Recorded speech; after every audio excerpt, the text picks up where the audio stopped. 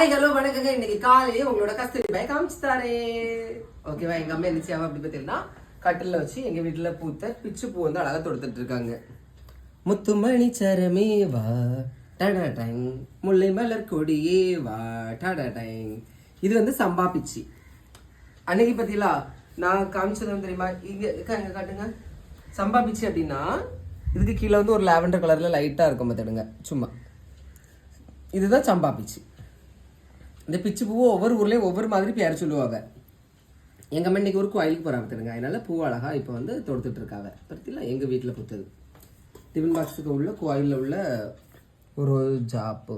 ரோஜாப்பு மாலையிலே இல்லை சாரி, பிச்சிப்பூ மாலையிலே ஒரு ரோஜா பூ சரி, இது தொடுத்து அதை கூட வைக்கணும் தலையில. எங்களுக்கு சும்மா தான் சொல்லி உடனே வந்துடாத. எல்லாரும் வாங்க, அது கொஞ்சம் பூ தாரேன், சரியா? இப்படி சொல்லியே உங்களை ஏமாத்துக்க பத்தில. நீங்க ஒரு நாள் தரம்டா. நீங்க வந்தேல நான் தரலன்னா கேளுங்க, சரியா? கடவுளே, என்னைக்காவது நிறைய ஆள் வரும்போது எங்க வீட்டுல ஒரு பூவுமே பூக்காம இருக்கணும்னு நான் கடவுள்கிட்ட வேண்டி அப்ப இந்த கஸ்தூரி பாய் மூஞ்சி வைப்பான்னு பாக்கணும். எப்பவும் பூ இருக்கும் மக்களே, எப்பவும் இருக்கும்.